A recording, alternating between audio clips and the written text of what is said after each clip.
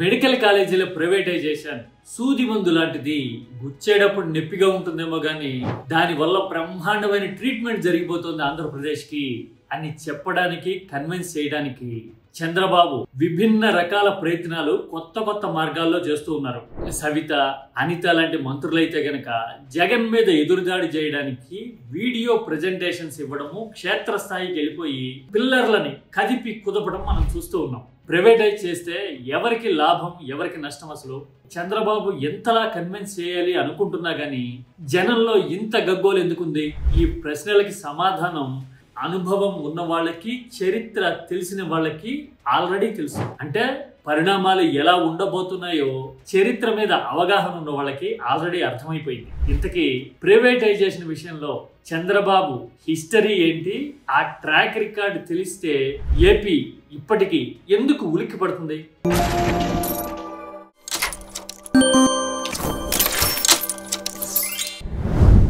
ప్రభుత్వ కాలేజీలని ప్రైవేటైజ్ చేయట్లేదు, పీపీపీ అనే మోడల్ని తీసుకొచ్చాము అని కొత్త పేరుని జనం మైండ్లలోకి ఎక్కించేందుకు చంద్రబాబు ట్రై చేస్తూ ఉన్నారు. గవర్నమెంట్ లో చేయలేనటువంటి ప్రైవేట్ తీసుకొచ్చాం, ఇది కూడా పీపీపీ మోడల్. చూసారుగా, అంటే ప్రభుత్వం తరపున ప్రైవేట్ సంస్థలే ఈ హాస్పిటల్స్ ని నిర్వహిస్తాయి, దానివల్ల ప్రజా ప్రయోజనాలకి భంగం కలగదు అని చెప్పాలన్నది చంద్రబాబు ప్రయత్నం. ఓ పక్కన ఇలాంటి అటెంప్ట్ చేస్తూ ఇంకో పక్కన అసలు జగన్ ప్రైవేట్ కాలేజీలు ఎక్కడ కట్టాడు, ఖాళీ స్థలాలు చూపించి ప్రైవేట్ కాలేజీలు అంటాడా అంటూ ఎదురుదాడి చేయడం నిజంగా టాక్టికల్. జగన్ ఏమి 17 మెడికల్ కాలేజీలు కట్టేశాను అని చెప్పలా. 6-7 చోట్ల నిర్మాణాలు పూర్తయి క్లాసులు మొదలయ్యే దశ వస్తే ఈ ఏడాదిన్నర కాలంలో కట్టుంటే గనక మిగతా చోట్ల కూడా క్లాసులు ప్రారంభించవచ్చు కదా. మీరు విలువైన కాలాన్ని, ఏపీ భవిష్యత్తుని వృధా చేశారు, ఫణంగా పెట్టారు అని జగన్ అంటూ ఉన్నారు. సరే, ఇప్పుడు టీడీపీ ఎదురుదాడి చేసినంత మాత్రాన ఇది జగన్ వర్సెస్ టీడీపీ వ్యవహారం అయిపోదు. ఎందుకంటే చంద్రబాబు మెడికల్ కాలేజీని ప్రైవేటైజ్ చేస్తే నష్టపోయేది జగన్ కాదు, ఏపీ పేదల భవిష్యత్తు. అందుకోసమే ఇప్పుడు ఏపీ అంతా కలవరపడ్డం కనబడుతోంది. పైగా ఆలోచన ఉన్న వాళ్ళకి, చరిత్ర తెలిసిన వాళ్ళకి ఒక 25-30 ఏళ్ల నాటి పరిణామాలు కళ్ళ ముందు రివైండ్ అవుతూ ఉన్నాయి, ఫ్లాష్ బ్యాక్ లాగా. అవేంటో తెలుసా? చంద్రబాబు రెండో విడత ముఖ్యమంత్రి అయిన తర్వాత 99 నుంచి 2004 మధ్యలో ఏపీలో ప్రైవేటైజేషన్ ని ఎంత ర్యాపిడ్ గా చేశారు.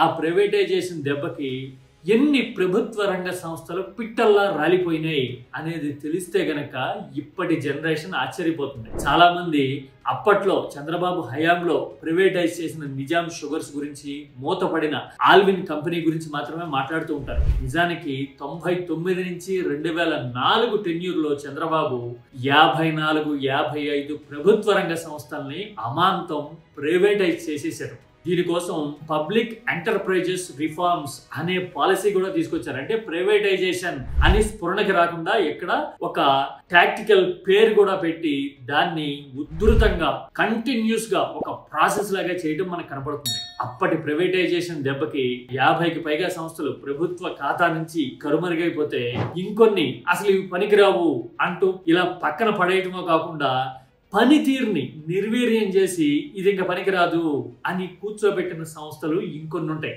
మీరు స్క్రీన్ మీద క్లియర్ గా చూడొచ్చు ఈ కేటగిరీల వారీగా. ఇవన్నీ తెలిస్తే అవునా, ఏపీలో ఇన్ని ప్రభుత్వ రంగ సంస్థలు ఉండేవా 25 ఏళ్ల నాడు అని అనిపిస్తుంది.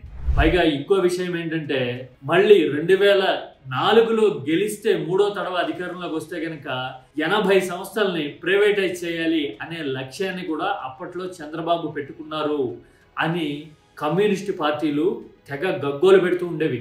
ఇలాంటివన్నీ చూసిన అనుభవం చాలా మందికి ఉంది కాబట్టి ఆ ప్రైవేటైజేషన్ వల్ల ఏమాత్రం లాభం లేకపోగా తీరని నష్టం జరగటము, రాష్ట్ర ఆస్తులు ప్రైవేట్ చేతుల్లోకి వెళ్ళిపోవడం లాంటివి మాత్రమే జరిగి ఉండటం వల్ల ఇప్పుడు మరోసారి పీపీపీ లాంటి పేర్లతో ప్రైవేటైజ్ చేయాలి మెడికల్ కాలేజీలని అనే ప్రయత్నాల మీద జనంలో ఆందోళన, భయం కలుగుతూ ఉన్నాయి.